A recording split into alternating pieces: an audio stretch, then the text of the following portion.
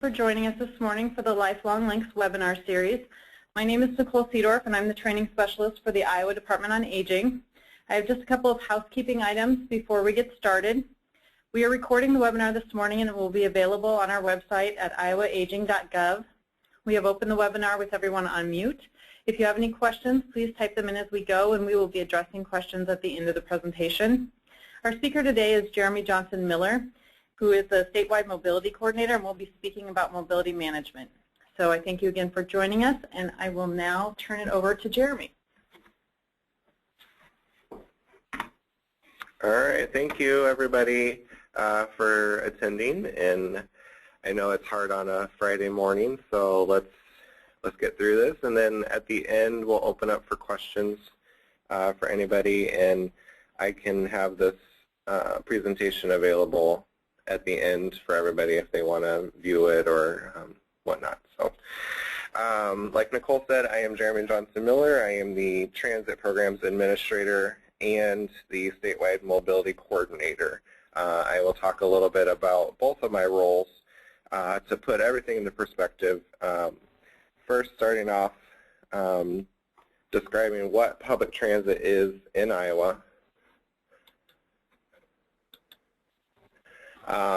Describing what public transit is in Iowa, describing that it's not just about public transit and how we can utilize all the resources in the community. Then go on to describe what mobility management means in Iowa, and then I'll share a few success stories at the end.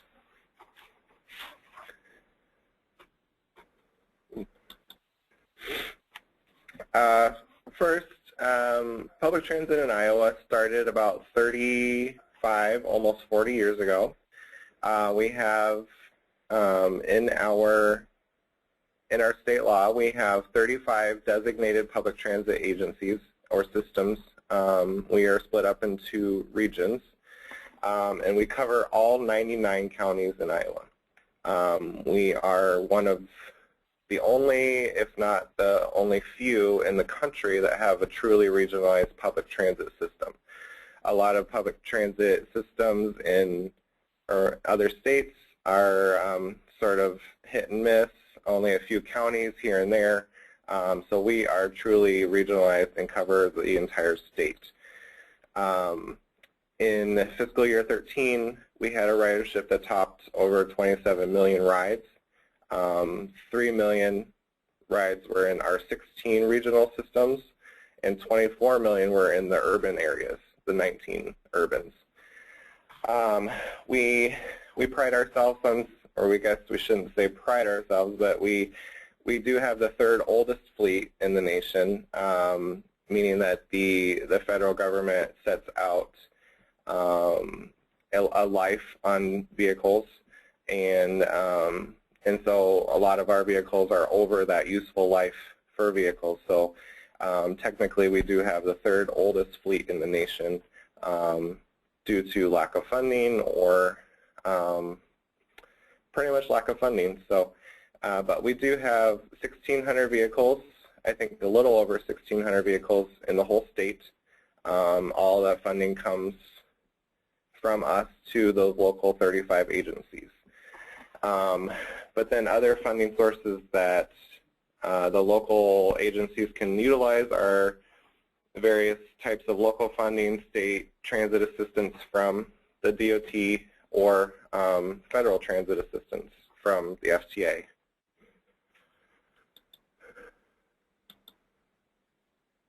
Here is a map that depicts our 16 regions throughout the state.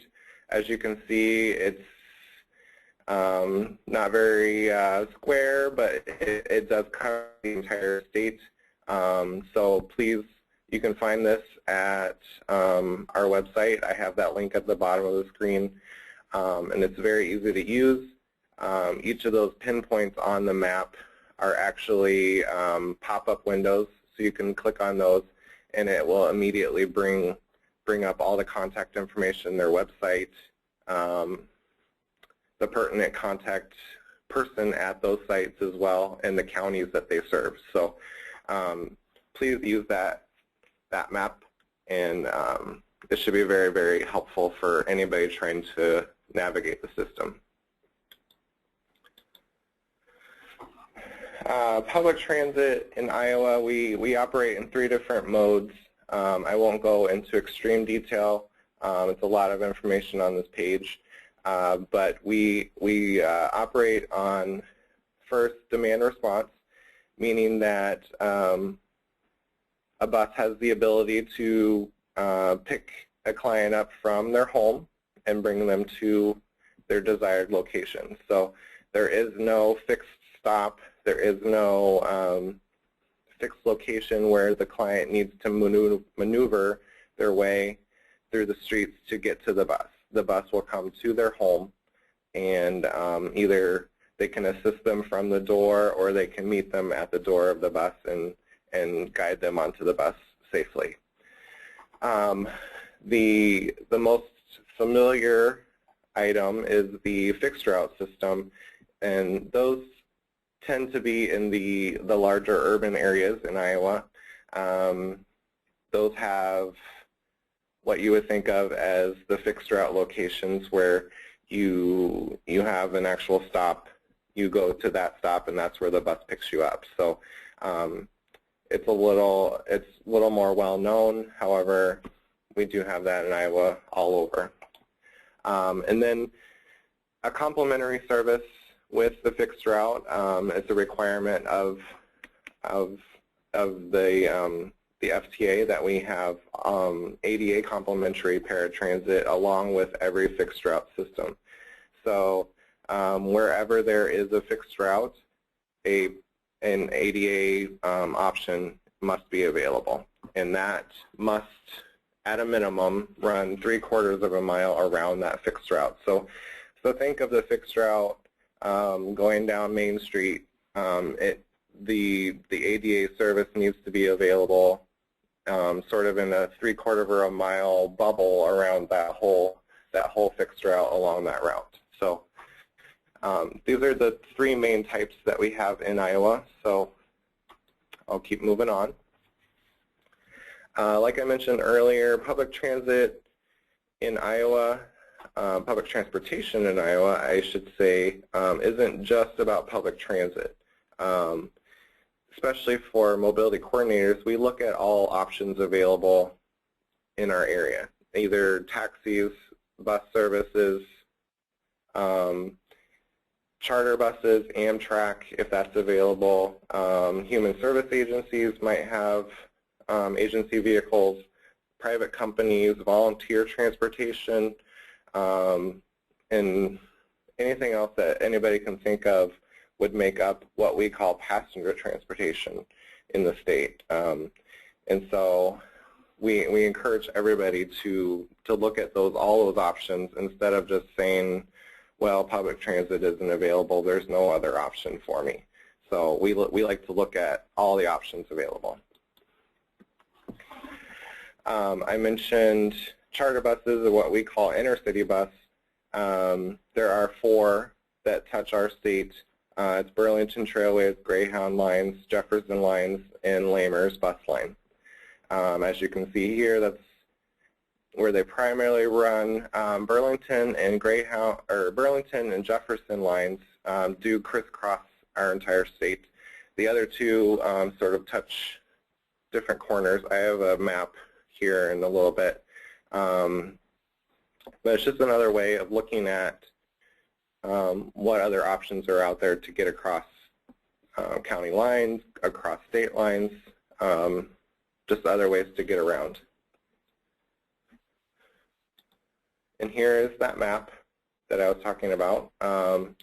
As you can see, there is a pretty big cross-section, obviously, on the 35 and 80 areas, but it does go a little bit more with Burlington Trailways. They go a little bit more south, and then obviously Jefferson lines goes straight up and down 35, with a few other little areas that they cross out and go into the communities. But this is what charter buses look like in our areas, and in fact our public transit agencies can partner with with those as well. And a lot of our systems have little feeder systems that go from these route lines into the rural areas as well. So please consider that, and always keep your mind open to what might be out there. I won't go too far into this, but a lot of areas have volunteer transportation networks. They can look like your neighbor taking another neighbor, very informal like that, or actual organizations that would take masses of people with a fleet of vehicles. So it could look a lot differently in different areas, but there are some networks of volunteer transportation programs out there, and a lot of them can be free or very low cost. So that might be a very cost-effective way to get your clients from here to there. So we are working with Department of Volunteer Services to develop a listing of all of these options out there. So I know a list is being worked on currently.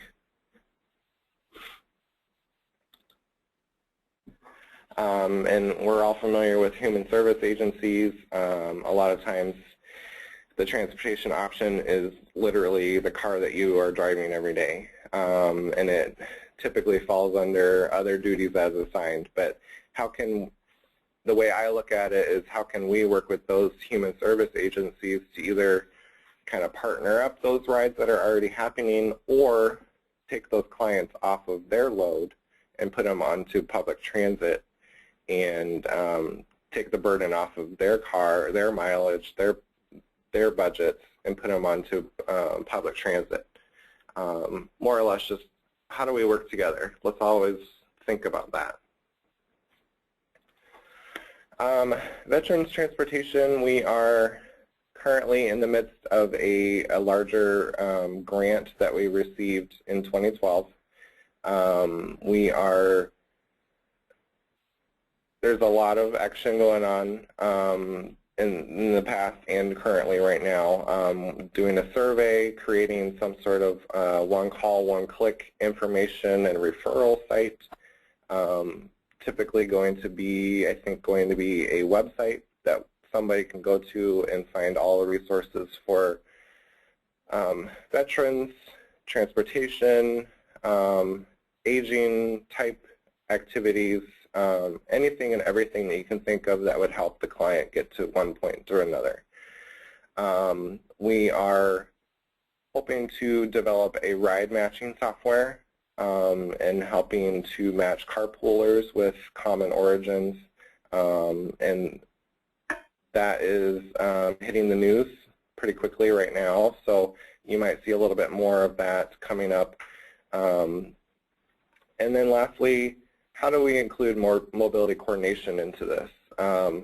Like I talked about with the website, how can we incorporate mobility coordinators into this entire plan that we're developing into the grant that we received?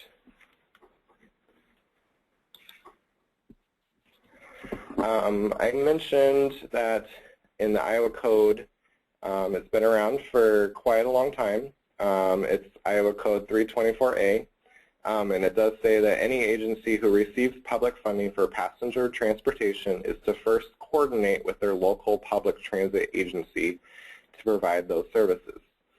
And what that means is that we have a coordination plan. We want to coordinate with all entities in the area.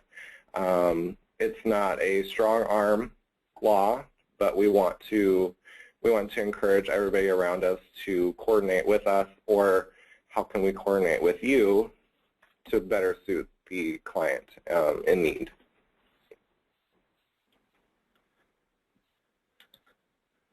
And out of that plan, we created the Iowa Transportation Coordination Council, the ITCC. It was formed out of that First in the Nation coordination law passed in 1976, so I believe that's, is that 38? 38 years. So And their mission is to provide statewide leadership of transportation coordination to improve the mobility of all Iowans, to provide access to transportation for all Iowans. So as you can see, that really encompasses a lot. It encourages coordination, and ITCC views mobility managers as a part of their strategy to solve the transportation access in our state. And then mobility management was essentially created out of that conversation. So we give credit to this council for creating these positions that I'm going to talk about in just a few more slides. And so, as you can see right there, I have listed out just a few of the agencies that we partner with on this council. Department on Aging is one of those. However, we have Voc Rehab, we have United Way, we have the Iowa Public Transit Association, we have TMS Management, Access to Care, Department on Public Health. So we cover just about every state agency or agency that would have a statewide focus. So if you're not familiar with this group, please reach out and we can either get you on or determine who might need to be on that group. We are always open to different solutions. Let's talk about everybody's favorite topic, funding. Like I mentioned, ITCC was successful in persuading the Iowa DOT Commission to fund 9 mobility coordinators throughout the state, utilizing what's called JARC, or Job Access Reverse Commute funding, and New Freedom funding, which was under a previous transportation bill through the federal government, which allowed mobility coordinators 80% funding from federal and state funds, and then 20% from local matches. So that did have a little bit of local level effort to bring that on, so it's a little harder of a sell, as you can imagine, but we do have 9 still going strong. The current transportation bill, which is called MAP 21, it's another acronym, what's it called? Moving ahead for, oh, sorry about that. MAP 21, that's all you need to know. But that bill did eliminate those JARC and New Freedom funding sources. So currently, we are able to fund mobility coordinators into fiscal year 2016 for the rural areas. And then the urban mobility coordinators are, in fact, their funding will be running up in December of 2014. So that does not mean that these jobs have to go away. That means that these jobs will not be funded with DOT funding. So they can continue as the local areas see fit. However, we are no longer able to provide that funding, nor are we able to create new positions because of lack of funding. As mentioned before, Iowa definitely is one of the few that has a truly regionalized public transit system. Many areas across the country really only have urban fixed route systems, the ones that you're most typically familiar with, and then into the rural areas across the country, there really is no other option. So I believe that Iowa is far beyond other areas of the country in terms of public transit access. So please keep in mind that public transit is available in all 99 counties. It may not operate at all hours of the day that you may need it, but it is available. Mobility coordination is still a new concept. However, Iowa has had them in the state for about 6 years now. So we're just diving into what it really means in Iowa. And in terms of the entire country, we're sort of ahead of the game. So we think that we're we're still learning, but there's other states out there that really don't have any, and they don't know anything about it. So we're trying to push our message as much as we can. Different areas look differently for mobility coordination. Some areas look at how can they reach the community. Some look at simply training people how to ride the bus, and that is called travel training. Some coordinators look at just the marketing and advertising aspect to really boost public transit awareness, and then some simply act as just a resource center, working alongside the call center at their transit agency, taking calls, fielding those ideas, and really just connecting people with the rides. So it looks differently everywhere you go, so there won't be, we don't encourage a cookie cutter aspect. We like our coordinators to sort of spread their wings and fly, so to speak. All right, so here is the map of mobility coordinators. The white spaces are those without a coordinator. So as you can see, we aren't widespread, and that's where we are looking to expand. We're looking to expand those ideas into those white areas where we don't currently have a reach or a touch into those local areas.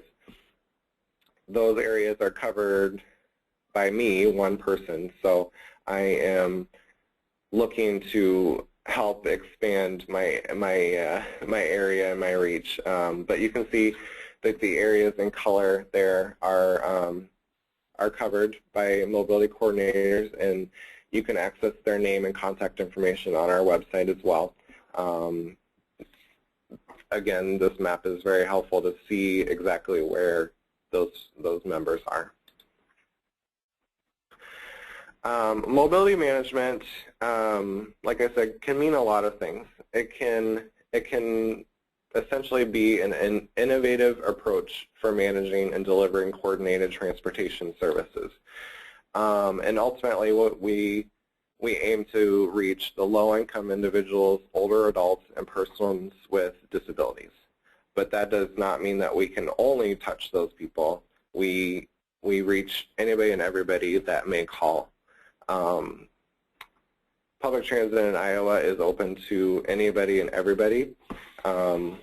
We do not bar anybody from riding our service. It is 100% open to the public. So we need to remain open and available to everybody that needs to ride the bus. So anybody can call mobility coordinators. There's no qualification process. There's no paperwork that goes along with our services. It's just another member of the community that can help you get from point A to point B. I think that's the easiest way to describe it. But we are very person-centered, and we take sort of a case management approach to transportation. So think of your case managers around the community and how they interact with the community, and that's essentially what mobility management is. But it's simply transportation case management, I guess.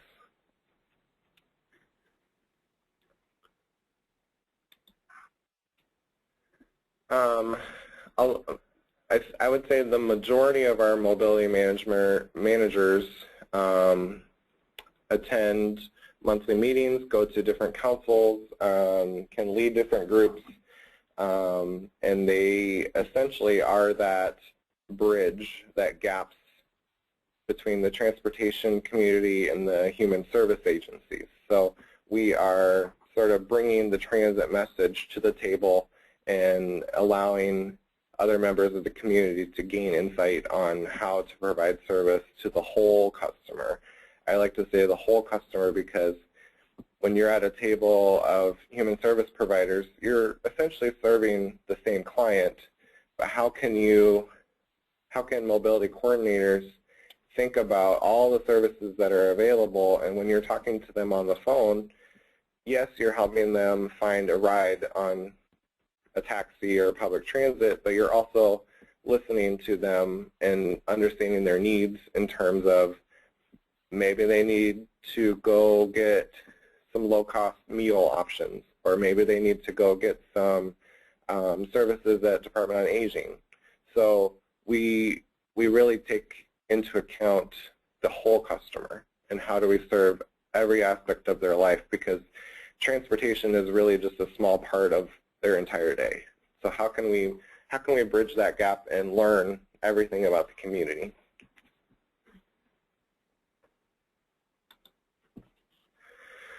I think most importantly, the message that I want to get out there is these transit advisory groups. They are widespread throughout the entire state. I think the best way to understand where they are is to contact your local public transit agency.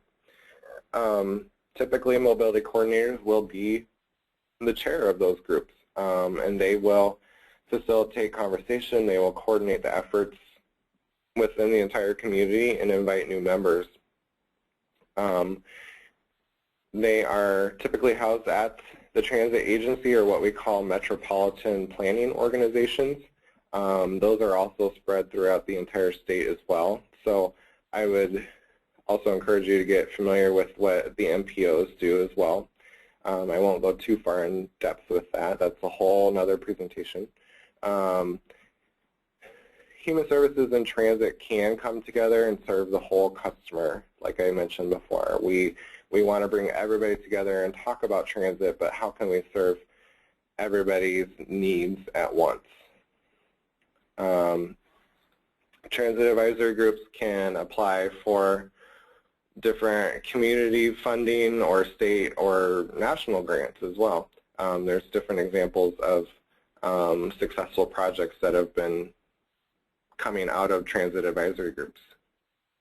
But most importantly, I think the best aspect that comes out of this is they tackle the issues together rather than having 3 or 4 different groups throughout the community and all of them saying that transportation is the #1 issue that they talk about. However, bring that to the transit advisory group, and the transportation agency can work right with you, along with you in your agency on this transit issue.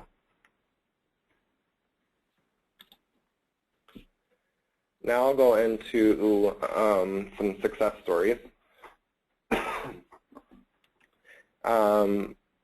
In the Cedar Rapids area, the mobility coordinator there, he was probably in his job for several months and then just made a random call to a local agency that was having a contest to build a website. So they were chosen, and this agency built this website in several days, I believe. It's called 365ride.org, and then there's also a phone number tied to it as well, as you can see up there. And what it is it's essentially a one-call, one-click resource website, and so it really is a go-to guide for that area, the Cedar Rapids area and surrounding counties. It lists all of the transit resources in that area, but if you do call that number, you will get the mobility coordinator in that area, and he can link you to whatever you might need. So he's always building different ideas. He's always putting new resources on there, so please check that one out if you are in that area. Some other bigger ideas that came out of mobility management or the tag groups that I was talking about, or the medical shuttles that we've had in the past.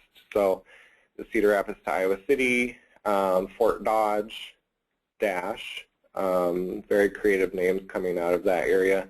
The Saints Shuttle, Marshalltown Missile, those 3 were all out of the Fort Dodge area, going to various different areas in the state, obviously, from Fort Dodge to Marshalltown.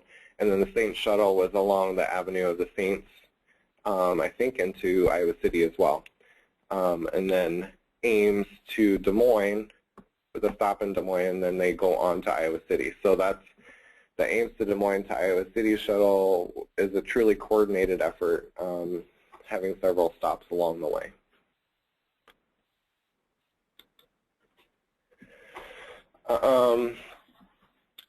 I think this is probably by far one of our most successful projects that I will start with. It's called the NICE Bus, the North Iowa Commuter Express. It was developed out of the TAG group in the north central Iowa area, Mason City. It's partially funded by United Way and the Iowa DOT Special Projects Funds. It essentially goes from the Mason City area to Winnebago Industries in Forest City, Iowa.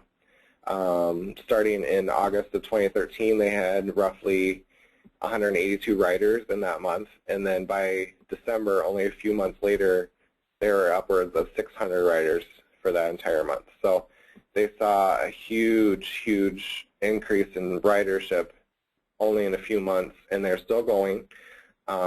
They actually applied to purchase 2 additional buses for that service, and the bus is packed, and I believe it's standing room only every day. So it's wildly needed. Winnebago Industries has been a huge asset for that area, and we want to help them get more employees coming from different areas, and how do we get them there. So the mobility coordinator in that area really helped put that all together. Region 11, so the public transit area, Region 11 in central Iowa, their TAG group also applied for a national grant through the Community Transportation Association of America, which alongside of that also had technical assistance by Easter Seals Project Action.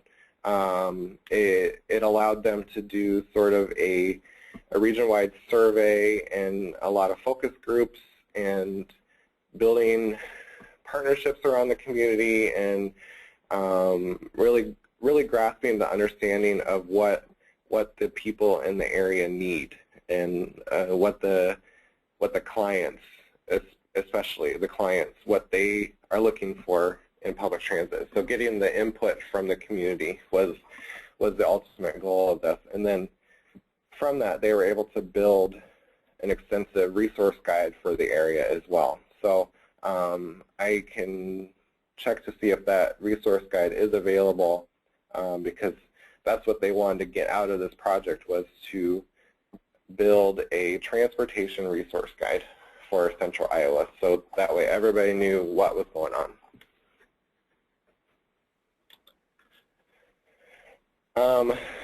Region 1, which is in northeast Iowa in the Decorah area, they also received technical assistance and funding provided by the Community Transportation Association. They were looking at boosting employment transportation into the rural areas, sort of like what Winnebago was doing, but they were looking at their areas and with their local businesses, and looking at literally every angle, how can they improve the awareness of public transit. And so a part of that was what they would do was pop-up marketing events at local businesses. So they would drive their bus to the local business and have some sort of snack or an ice cream social right outside during lunchtime. And so they would stand in the parking lot and talk to the workers at those plants and figure out what they wanted. It was a very informal event just to really gauge what those workers needed. And ultimately, they decided that the image of public transit was not appealing, and so they determined how can we boost that? How can we make public transit appealing to people? And out of there, they determined that people needed somebody to call, and so they came up with the slogan, "Who are you going to call? Call Earl." And so Earl is actually an acronym for easy accessibility, reliability sort of aspect. And the funny part of that is Earl is their transit manager in that area. So it was sort of a funny thing that came out of it, but I think it all of you case managers can know that your clients look for somebody that they want to call. They want to know that they can call Earl, they can call Jeremy, they can call somebody instead of saying, oh, just call that big agency over there, they'll help you. No, they want a name attached to the service. So I think that project is still going on, but these are just examples of fun and innovative ideas to really boost public transit in different areas.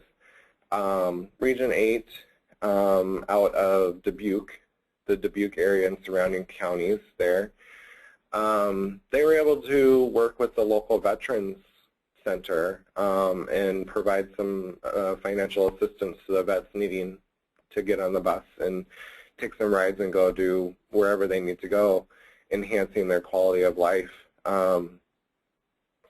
They were able to get a grant that enabled them to do travel training, like I mentioned before. So they're going out into the rural areas and doing travel training with different customers and teaching those customers how to ride the bus and get on their bus and make connections into the rural areas so they can go anywhere, doctor's appointments, grocery store, whatever. And then that mobility coordinator over in that area, she also has a lot of involvement with the volunteer driver program. It's been going on for 15 years, but she hasn't been there for 15 years, but she has a very large contribution to that program as well. Looking forward, as mentioned, funding from DOT level is slowly going away. So we need to look at how can we get creative with funding? How can we build partnerships to sort of spread the word or spread the message that we are trying to spread? I think one of our biggest partners is Department on Aging currently. We are able to look at options counselors and how can we expand the knowledge of those options counselors into their areas and sort of cross-train them with what mobility coordination can do and expand the mobility management mission, and how can we give them the knowledge of public transit in their areas, and so when they're talking to their clients or whoever calls in, they would have that base knowledge of public transit in their areas, and then essentially we're just spreading our wings and expanding our network throughout the whole state. So we're looking at partnerships like that currently, and how can we really just spread everything out further into the state. There's always the option of talking to the state legislature or the Iowa DOT Commission to really boost the knowledge and boost the idea of what mobility coordination can do in the state. So there's no concrete examples for state legislature, but that thought is always there. I mentioned several of these resources throughout the whole presentation, but these are the items that I typically go to for information. National Center on Mobility Management is probably the top of my list. They are always innovative in developing new ideas. The Public Transit Association of America, Easter Seals Project Action does quite a bit with persons with disabilities. So please check them out. They actually have Project Action is a part of their transportation side of Easter Seals. So please check that out if you're not familiar. National Center on Senior Transportation, Partnership for Mobility Management, they actually have a very active LinkedIn group. If you're not on LinkedIn, it's a great way to post different ideas. And that Partnership for Mobility Management is very active. There's people asking questions all the time, and great way to talk about things. United We Ride is from the FTA level, but they have a large amount of resources available. And I mentioned these guys a few times, Community Transportation Association of America. They are the ones that sort of hold it all together. They have innovative projects and ideas coming out all the time, and they have different funding opportunities as well. So those are just a few that I go to. But are we opening it up for questions, I believe? Yes. We'll open it up and see if there's... And so please, this is my contact information, but everyone is welcome to email me, or we can open it up right now.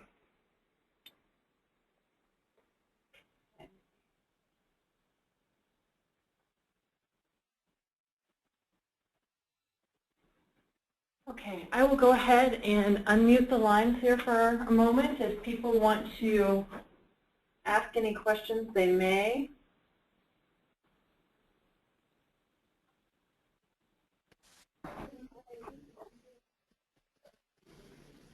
Okay, we have the lines unmuted, so if anyone has any questions they want to ask at this time, please feel free to go ahead and ask questions. If you don't have any questions, if you want to mute your line at your location, that would work also.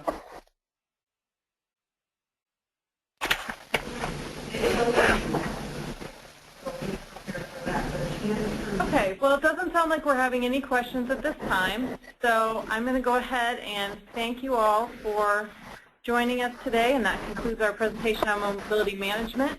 The presentation will be available on our website at iowaaging.gov in approximately 1 week. If you have any questions, you can also send an email and let one of us know. Thank you for joining us, and enjoy the remainder of your day.